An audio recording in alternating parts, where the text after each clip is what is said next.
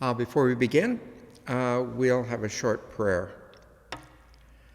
I'd like to pray particularly for the safety and care of the people who are fighting the fires and their efforts to remain safe as the fires are contained in California, and also to pray for the people who are dealing with the hurricane on the East Coast.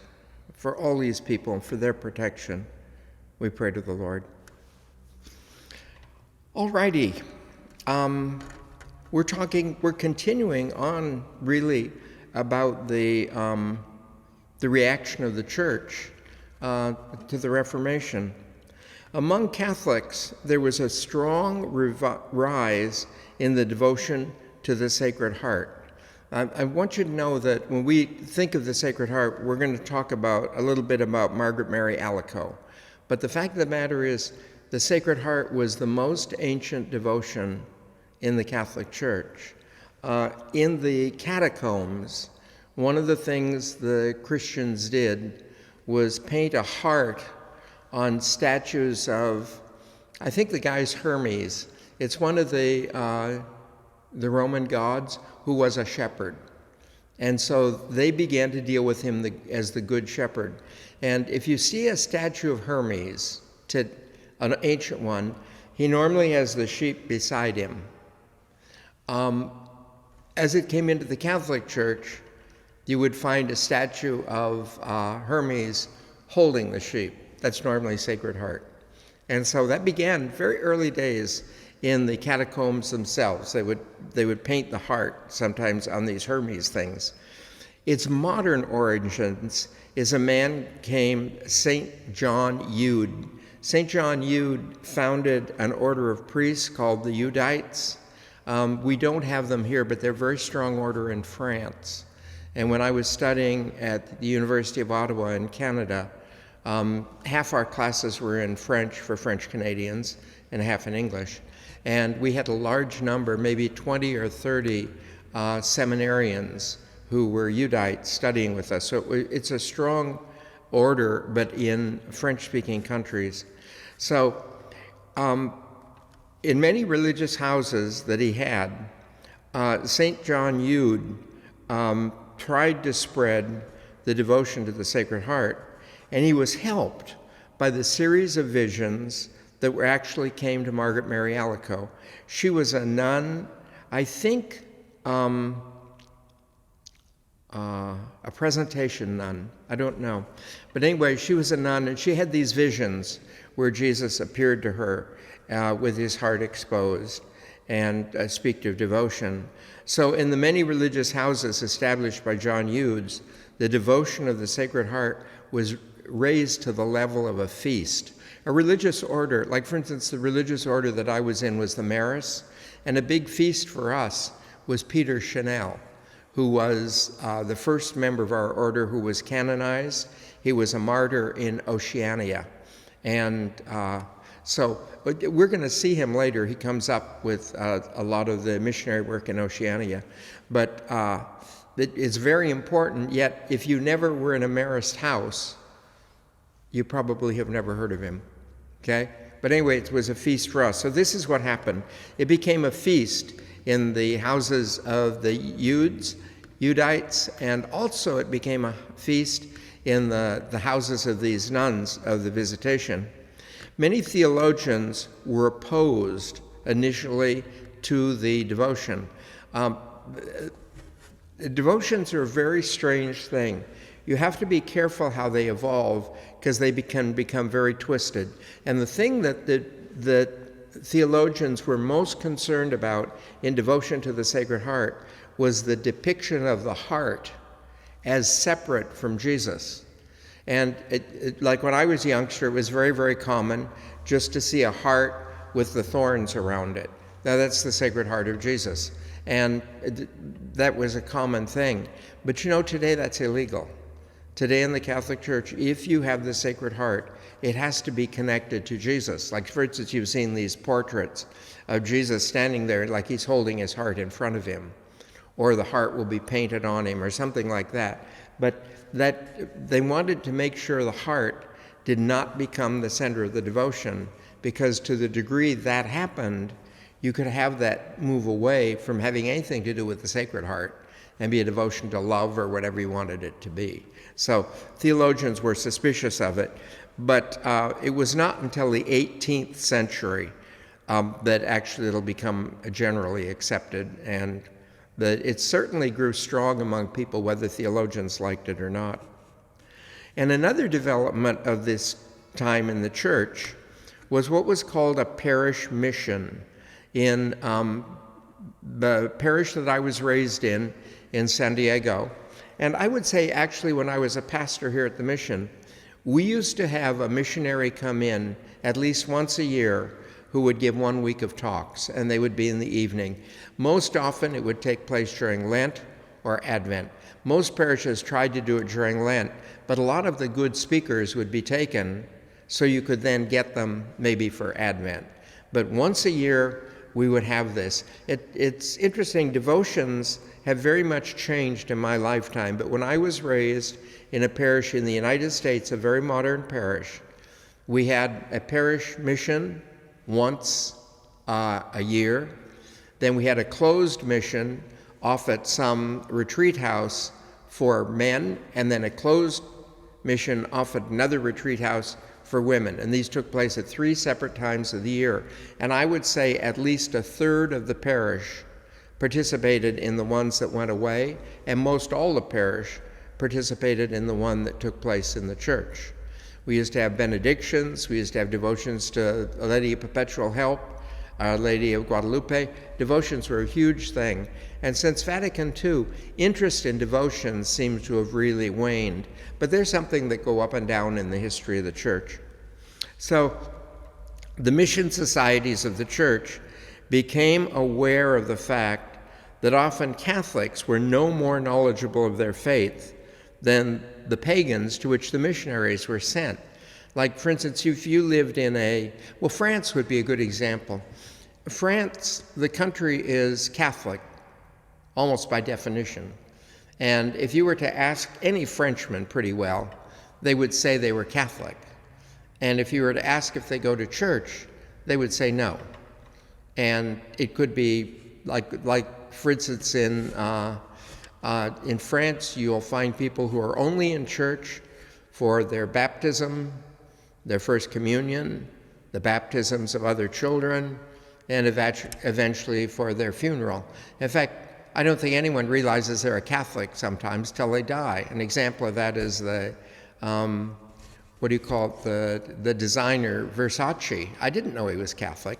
He was Italian, you presume Italian or Catholic, but he was an Italian, and I've never seen anything about him dealing with church till his funeral, which was a huge thing. So anyway, these groups that were missionaries to different areas realized the faith in their homeland was really weak. And many of the religious orders began to make it a practice to go to particular parishes and to preach a few days on the basic teachings of the church. And this is what would evolve in Mexico in modern days, actually evolved in Spain and then in Mexico, to what's called the Cursillo. The word Cursillo means a short course, a little course. And they try to deal with the basis of faith. And I think that in a country where everyone's Catholic, like Mexico, you just presume everyone knows it. And there's not a lot of interest in talking about it and this sort of thing. And actually, oftentimes, these whole societies evolve away from the church. That's happened in Italy, happened in much of Europe. It happened in Spain, not so much Spain, but it did happen in France, it happened in Mexico. So in many areas, this continues to be a very effective way of preaching the faith, okay? One of the things that happens is, when I was in the seminary, there was a book out called The Crisis of Faith. And the thesis of the author, I think his name was Benoit. The book was published either 1930s or 1940s. But his thesis was, you cannot be a Catholic till after you leave the church. He said, until you leave the church, you're actually practicing your mother's religion. And the fact of the matter is, most people who are born Catholics go through a point sometime in their life where their faith actually springs into being and that sort of thing. But as a youngster, we go to church every Sunday. It just doesn't so much touch us. It's like it's just what you do. Leonard of Port Maurice became a Franciscan, and over a period of 40 years, he preached over 300 missions. In the friary, he seemed to be very introverted and quiet, but when this man entered the pulpit, he was on fire. I want you to know that's really a very common thing. One of the things that's really funny, I'm extremely introverted myself, and my great terror of being ordained was that I would have to preach. But the first time I preached, I suddenly realized something that most people never think of. If you're in front of a group of 1,000 people, you are totally alone. If you're in front of a group of 6 people, you're not alone, because there's interaction that way. But if you find someone who's really introverted, they get better and better the larger the crowd, because they're more and more alone. So that's what was going on with this guy. Thousands of people traveled great distances to hear him, and many were converted. Often, he remained in the church all night hearing confessions. People would be so converted by what he said that they wanted to go to confession and start their lives over. So he would stay in the church all night hearing these confessions. Another man of that time is Paul of the Cross. As a young man, he wished that he had lived at the time of the Crusades so he could have fought for the church. He had this romantic idea of a knight in armor and, a special lady and do this sort of thing. He had a strong mystical experience and realized that his call was to preach missions, but missions concentrating on the passion of Jesus Christ. So he is called Paul of the Cross, and he would always preach on the great suffering and this sort of thing of Jesus, and that touches many people. One of the things that's curious is that we're attracted to different people for different reasons, and there are many people who are attracted to Jesus because of the image like of the Good Shepherd. There are many people attracted to Jesus because of the terrible suffering he went through for us. There are many people attracted to Jesus because of the power of his teaching. But there can be many things that attract people to Jesus, and those who are attracted by the passion, this man's sermons would grab. He, too, was a powerful preacher, converted many, and often had to preach outside because of the opposition of some priests. One of the sad things is often if you have a very powerful and a very good preacher, other priests are jealous of the person, so they try and keep him away. Paul of the Cross, if he went to a town and they wouldn't let him preach, he preached outside, and the people came to him, and he converted them. He founded the Order of the Passionists, which are an order of priests who do these missions at parishes and still concentrate on the passion of Jesus. There was a gentleman by the name of Ludovico Muratori, an Italian scholar who published many works on the history of Italy based on the research of ancient documents. He was a person who researched into ancient documents to find, how to construct history. That's a very common way of doing history today, but it wasn't at that time. At that time, you did history basically on what you heard from people and stuff like that. But this guy did that. He discovered the Muratorian canon, the earliest known list of the Christian scriptures. So one of the things that's very curious, when you have a person in power, I'll give you an example. If you take President Kennedy. When President Kennedy was in power, do you know that everything he wrote was kept? They keep everything. He writes notes. If he were to get a phone call and put a number down, that number would be put down, that would be kept. All those papers were kept. That's true of all the presidents. That's how very often when a president dies, they build a library. They have to build a library to take all this stuff from them. But you can go in there and research, take someone like Kennedy. It's not unusual for a researcher to go in there and find something no one knew existed, because the stuff just all goes in there. And that's what this man was doing, but he was doing it in the Vatican libraries, okay? So he found this. He wanted to reform church life by reducing the number of holy days of obligation and doing away with what he considered superstitious practices, okay? And we live in a society where there probably, there's very little devotional practices in the church, but when devotional practices go down, so do superstitious practices. But when I was a youngster, there were people who would go through certain rituals when they came into church. They'd come down the center aisle, genuflect 3 times at 3 different points, then go and find their pew. They would take a handful of the holy water that everyone had been dipping their hand in and drink. I'd go through a dozen. These were very strong things, but they're superstitious practices, okay? And this man wanted to do away with it. He also wanted to reduce the numbers of holy days of obligation. I don't know what his reasoning is behind reducing the days of obligation, but I will tell you that one of the things about holy days of obligation today is that when we go to Mass on Sunday or Saturday evening, it's relatively convenient for people because Sunday is a normal holiday in the United States. So people can go to Mass and that sort of thing. And I'd like you to know that the church is not fixed on Sunday. If you're in Saudi Arabia, you attend Mass on Friday, okay? So they do it on a day according to a holiday in the country.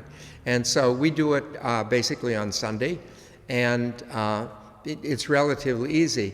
If we have a holy day of obligation that falls on Wednesday, there are a lot of people who simply cannot make it. They have work to do, they have their schedule set up, and they cannot, like if we went to church every Wednesday, they could integrate it into their schedule. But the end result of most holy days in the United States is people do not attend the holy day and they go to confession because they feel guilty about it. And so that happens with great frequency. The Canadian bishops noticed that, and they did a wonderful thing, I think. They moved every holy day to the closest Sunday. Now, one of the problems with people not going to church on a holy day, when we have a feast like the Immaculate Conception, the Bible texts we use are the texts that establish Mary was immaculately conceived. When you go to the church on the Feast of the Assumption, the readings are the readings we use to construct the fact of the appropriateness of the Assumption of Mary. And when holy days of obligation are at a time when no one can attend them, Catholics actually do not know the biblical basis of a lot of Catholic feasts. But all our feasts have their roots in the Bible, okay? Sometimes it requires some study to cull it out, but they all have roots in the Bible. And you only get that if you use those texts. So this gentleman was he was an example of a historical Enlightenment scholar. Remember we talked about the Enlightenment dealing with facts and going back. So he's an example of a scholar in the area of history who was an Enlightenment scholar. In northern Germany, Lutheran theology began to come to life again. Remember, the Lutherans and the Catholics were engaged in a war for a long time, 30 years war, in an effort to try and cull more areas into the Lutheran Church or more areas in the Catholic Church. And so neither the German Catholics nor the German Lutherans, and most Lutherans were German at the time, had any time for theology. Now they have the time, and they began to go into theology. there was an emphasis on scholarship and devotion.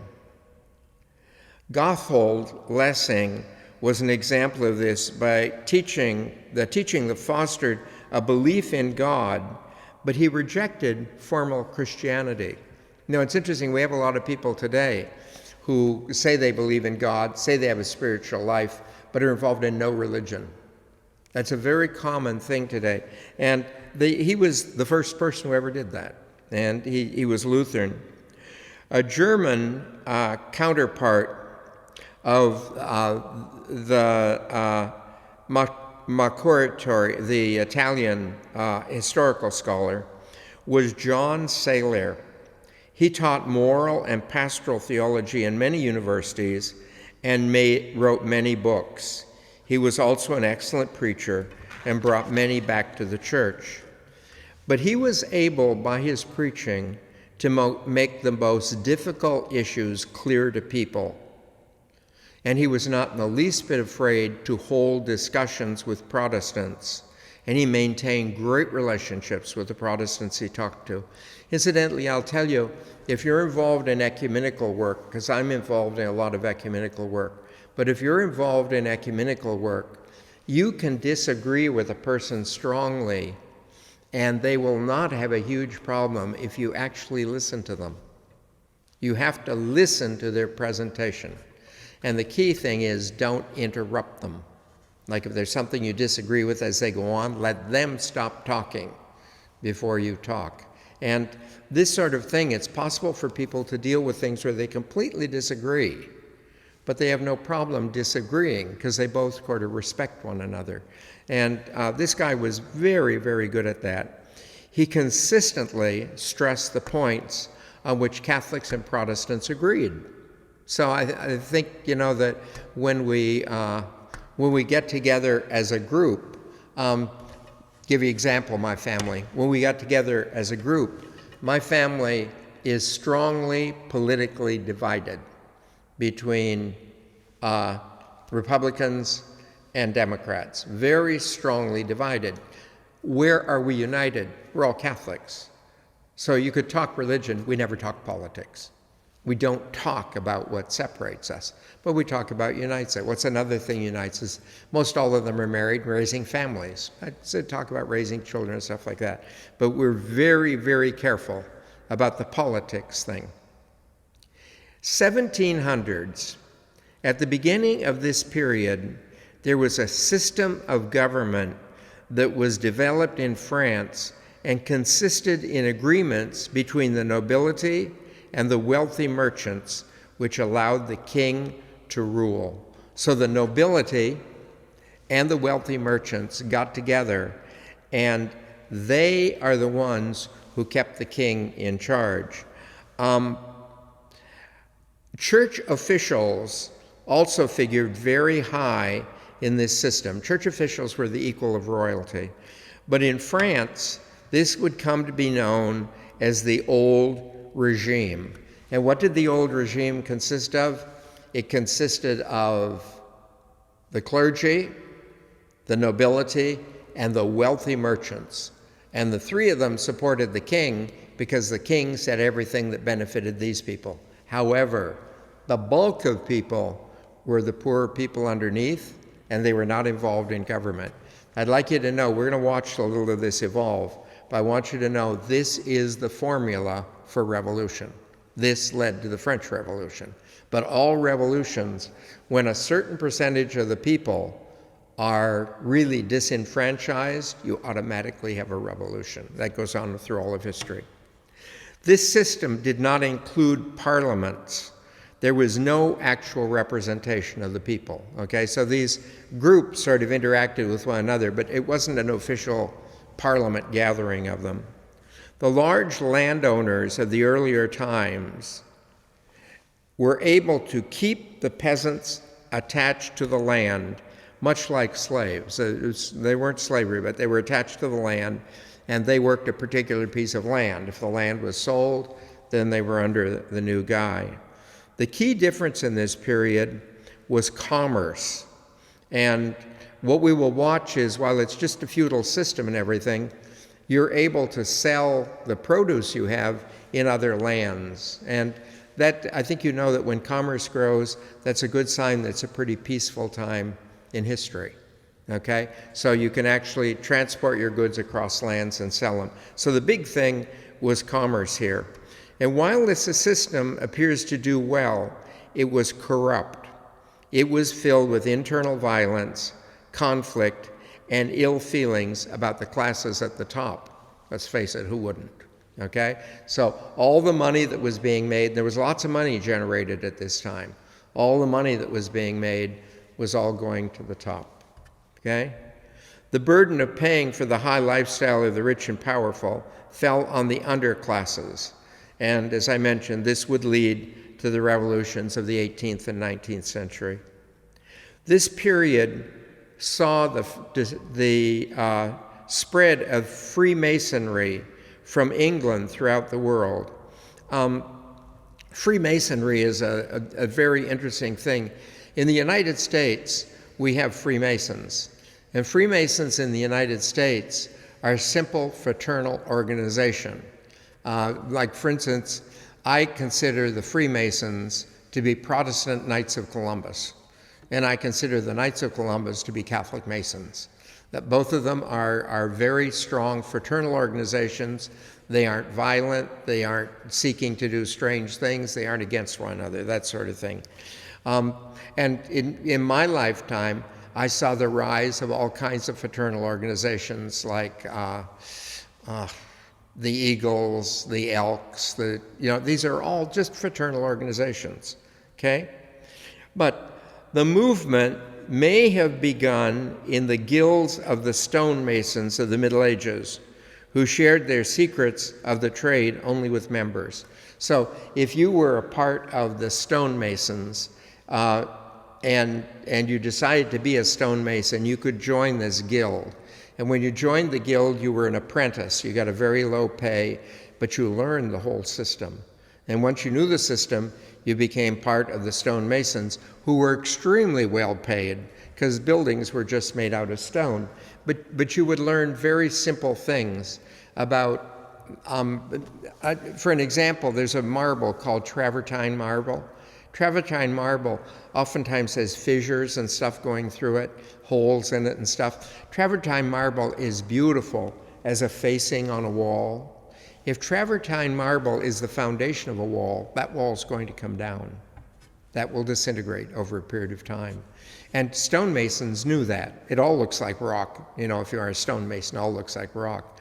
And if you're going to build an arch, you have to cut the stones at a certain angle so they will hold together rather than just fall in. And so stonemasons did that. And that was a huge study, a very, very specific study in order to be a stonemason. So you went through that study, but their meetings were secret. They didn't just tell anyone this. You had to go through the thing of being an apprentice so that you helped the others. Then you reached a point where you were a master stonemason, and then you had apprentices work for you. And the system worked that way. Many people believe that that is what gave birth to the Masons. And if you look at the symbols and everything of the Masons, they're all tools that were used in stonemasonry. And of course, the name Masons comes from that. The mythology within the Masons themselves is that they were the builders of the pyramids of Egypt, and they're descended from that, okay? At this time, the type of people involved and the activities had begun to change, okay? So rather than being stonemasons, now it began to change. The Masons had secret meetings, and their discussions focused on philosophy and religion, okay? Now, you could join a Masons' union, which basically replaced these guilds, basically replaced the guilds. But the Masons began to meet that way. You didn't have to be involved in stonework to join the Masons. Again, it had become its own organization. They took their symbols from the stonemasons, and there were several ascending orders and titles, and where they met, they called a lodge. It's curious. We have a Masonic lodge in San Luis Obispo, But one of the rules of the old lodges was the meeting room always had to be on the second floor. I guess it could be higher, I don't know, but it had to be on the second floor, and that's so no one could look in at the windows and see what the meeting was about. So, and our lodge here in town has 2 floors, the one downtown. Masonry may be understood as a child of the Enlightenment, and truly it began to grow in England. Now, the Enlightenment, remember, is this idea of study and getting to learn. So, they were called to great ethical lives, but philosophical ethics as distinct from religious morality. Like philosophical ethics, if you study philosophy, when I was studying philosophy, we took courses in ethics. And when I studied theology, we took courses in morality. Ethics and morality are very, very close together. Their source is very different. Like if we were to go into ethics, we would say you cannot kill another human being. Why is the basis of not killing another human being? Because if we allow the killing of other human beings, someone's going to kill me. So that's simple philosophy. We forbid anyone to kill anyone. We forbid people to rob from one another, go all kinds of things. Now, if you come into moral theology, we have the same rule, but it comes from God, okay? Now, when you're talking philosophically with ethics, you don't have the complications of morality, because in morality, if I am forbidden to kill you, do you know that I'm forbidden to gossip about you because that attacks your livelihood, that attacks your life? I'm forbidden to do an awful lot of things morally that you wouldn't find in ethics, okay? And so they began to be very strong on philosophical ethics. Now, is that bad? No, it's good, because philosophical ethics is the basis of morality. So what you want to do is study that and then go into morality, which is exactly what we do in the seminary. We learn ethics, and then we study moral theology. So they accepted a creator God, but they thought that God did not participate in the development of creation, nor did they believe in a supernatural life. Okay? Why not? Philosophy doesn't tell you that. That comes from inspiration, the Bible, okay? So they did not believe there was an eternal life, no everlasting supernatural life, and they believed that they could not imagine a universe came to be without a creator. So they believed that there was a creator, but in modern terms, when you hear this discussed, they talk about bowling. They say creation is much like throwing a bowling ball. So what God did was throw the bowling ball, and he stands there, hopes for the best, that it goes. But he never influences it as it goes on. A very good example of this type of God is in 2 movies. And they're George Burns' movie, Oh God, and Oh God 2, I think it is. But he portrays that type of God. Some wonderful lines in it. One of the things, John Denver plays the man that God appears to. And John Denver said, "Did you ever do anything wrong?" And God says, "Yes." He says, "Avocados. I don't know why I made the seed so big." And he says, also about humans, he says, "I created the middle age. I created Adam and Eve at the age of 15. Who knew they'd live so long?" That's the God they held, okay? He's well-intentioned, a nice old man, but things are getting away from him. Their rituals and the air of secrecy appeared to many that they held that a small group of people were enlightened with ideas to arrive at a great truth that would benefit the whole world. So they believed they had something to offer the entire world. And I'll tell you, the Masons considered they had come into their own in the foundation of the United States, because we had a nation that was strongly founded on philosophical ethics, a strongly foundation. But they thought that they would ultimately benefit the entire world. One of the strange things about the Masons, and you may have heard a lot of bizarre things about the Masons, but one of the strange things about the Masons is whenever you do anything in secret, people will have suspicions about it. That either it's open and they see about, but if you're in secret, and in the Catholic Church, a group like Opus Dei, everyone has strange ideas about Opus Dei. They're basically a religious order, but because they're very secretive, people think something's wrong. It's better to try not to be secretive. Before the French Revolution, many Catholic churchmen belonged to the Masons. Actually, about 1/4 of the membership of the Masons in France, now we're talking, 1/4 of it was Roman Catholic clergy. Many leaders of the American Revolution were Masons, but they were not opposed to religion. However, in many other countries, Masons were hostile to Christianity. And that's true in France. They were very anti-Christianity. But remember, they're about humanism, this development of the rights of people. And one of the groups that's on top was the clergy that was fighting that. So I think it was a natural thing that they would be anti-Christianity. They were strongly opposed by the Jesuits and were able to oppose the Jesuits themselves. And in 1738,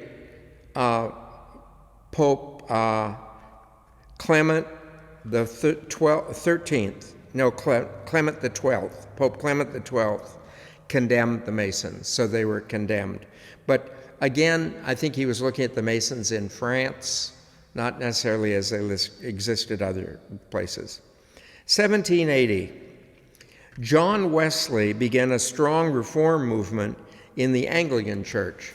Now, what we watched, first of all, is the Protestant faith broke away from the Catholic, and they basically became what is called the Reformed Church in Germany. After that, it began to disintegrate into other churches, and then it took the name Lutheran and other things. But the Anglican Church, remember that Henry VIII would get rid of the Catholic Church. He changed absolutely nothing doctrine-wise and everything. His daughter Elizabeth did. But he didn't change anything other than he was the Pope. So he took over that way. John Wesley now is the first really to break off from the Anglican Church. The Puritans, too, around this time. So he began a strong reform movement in the Anglican Church. As a deacon at Oxford, he gathered friends and developed a method for making spiritual progress. Remember, one of the things we see rising at this time is spirituality as distinct from formal religion. So he developed this. This method involved prayer, spiritual reading, fasting, and works of charity. It was set up in a very set program. And when he went to Georgia in the United States as an Anglican missionary, he preached against drinking and against slavery. And the angry reaction forced him to flee back to England. Slavery existed in many countries of the world, but in the United States, that's one of the problems, that our whole economy depended on the slaves in the South. The harvesting of the cotton and stuff, if there were not slavery, that wouldn't exist. Now, England had all these great cotton mills and weaving and would sell it all over the world, but the cotton came from the New World, and they had to have slaves basically to do this. So you preach against slavery, you have to leave. While reading Martin Luther's commentary on the Epistle to the Romans, he had a strong experience in which he knew he was saved. That's one of the things that Luther had. Luther had a great experience in which he became assured of his salvation. Up till that time, Luther really thought he was lost. He thought he was lost because he had all these sinful inclinations and everything, and he didn't think it was possible to really preserve holiness until he decided, I am saved. And then, go on.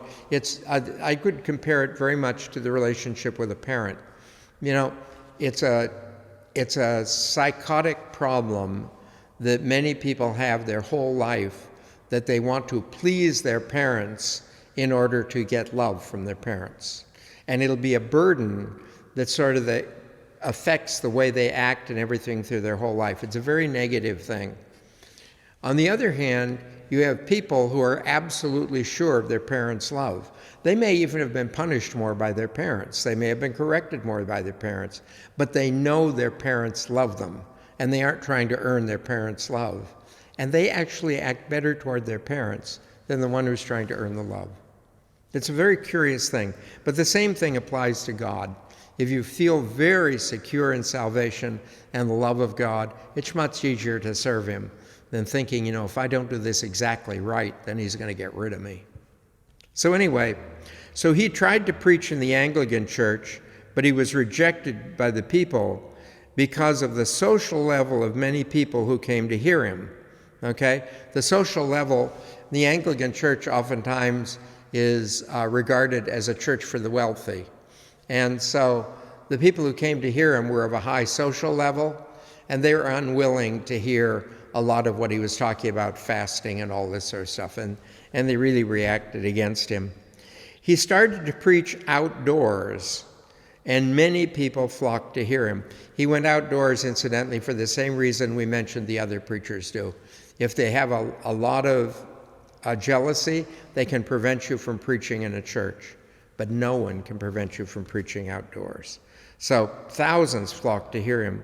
Methodism spread slowly from the Anglican Communion, but in his lifetime, separated slowly from the Anglican Communion, but in his lifetime, John Wesley never ceased to be an Anglican. He remained an Anglican priest his whole life, but what his teaching was not accepted by the Anglicans, so it became another group. Because the Anglican Church would not ordain people he wanted as ministers, the communion separated, and John Wesley's group became known as the Methodists.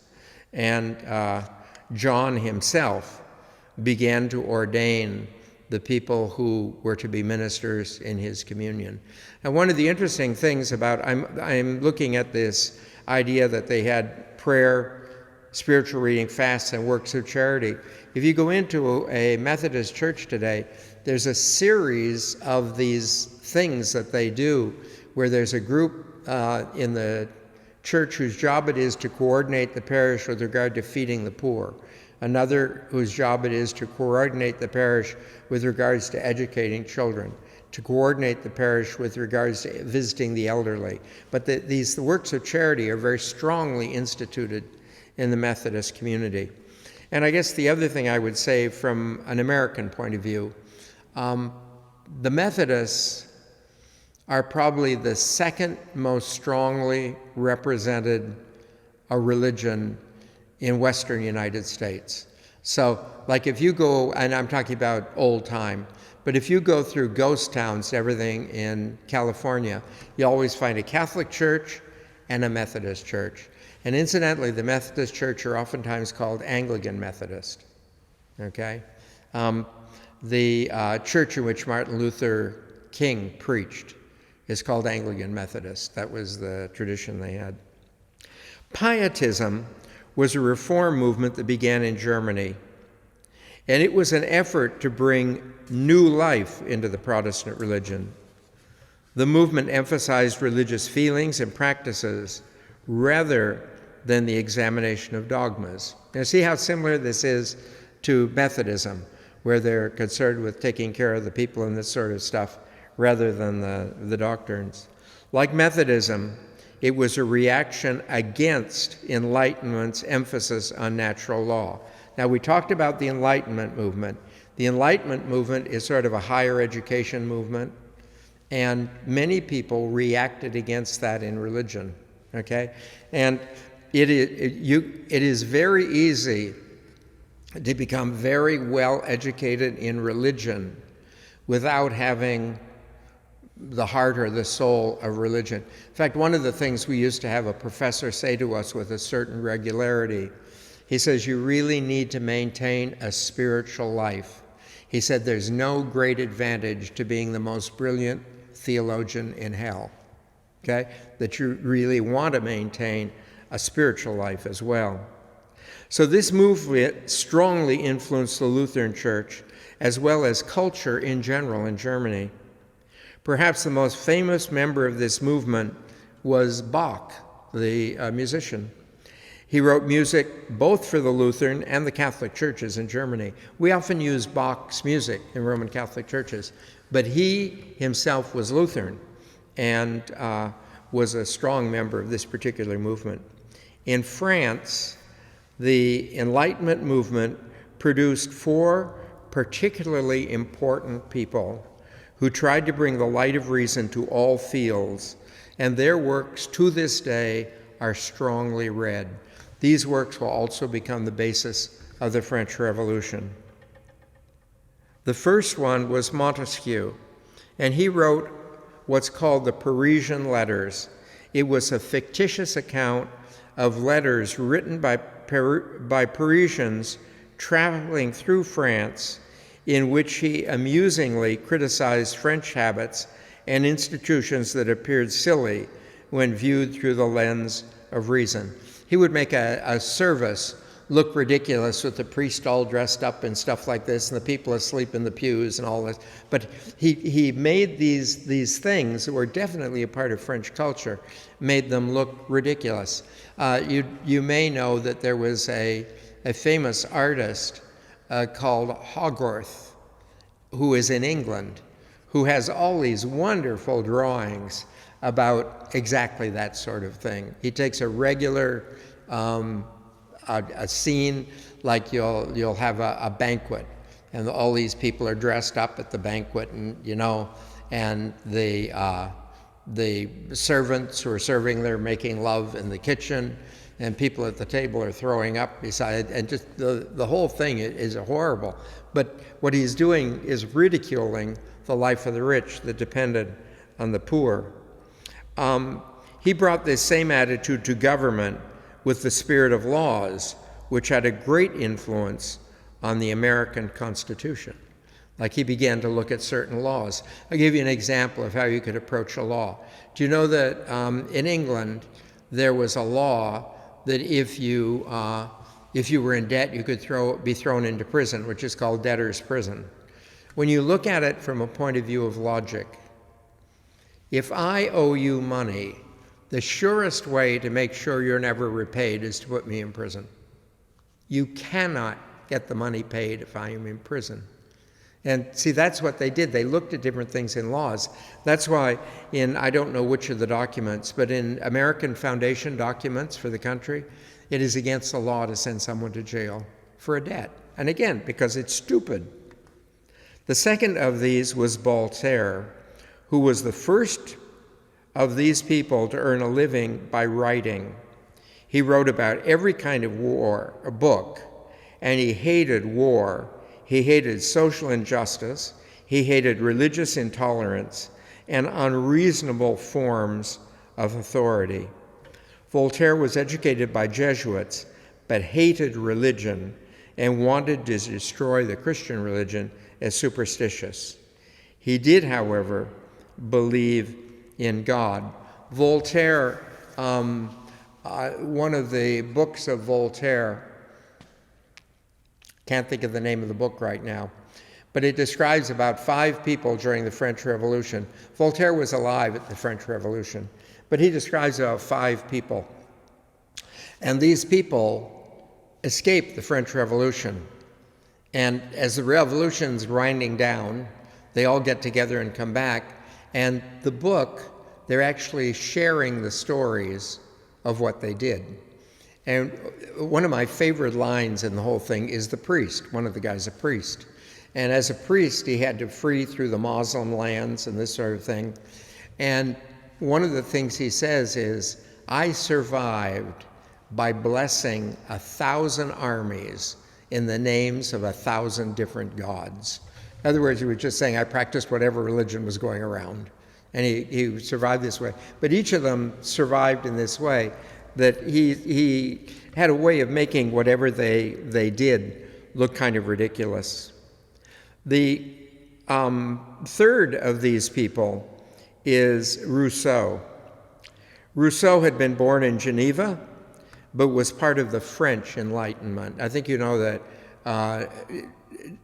Switzerland is French, Italian, is German the other one? I forget what it is, but there are 3 language groups in Geneva.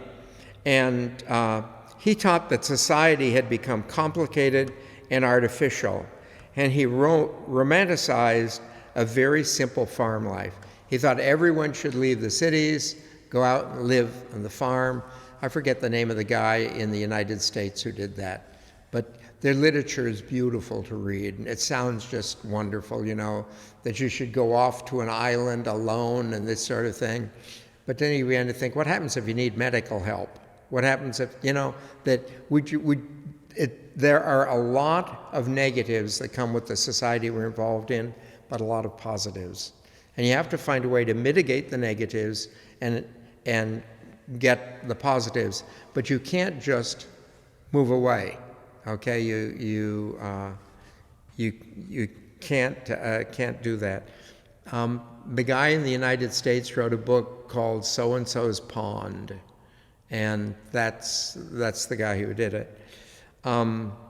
He says, he thought that the heart was a better judge of virtue than the reason, but he believed that there was a place for religion. So he says he believed that religion had a place in society, but he said the way you feel about things is probably more important than the way you think about things. That was basically what he did. Diderot was the force behind the publishing of the French Encyclopedia. There were 17 volumes of text and 7 volumes of pictures. I always think it's wonderful because they published an encyclopedia at this time in which everything everyone knew was in that. All the knowledge of the world was in that.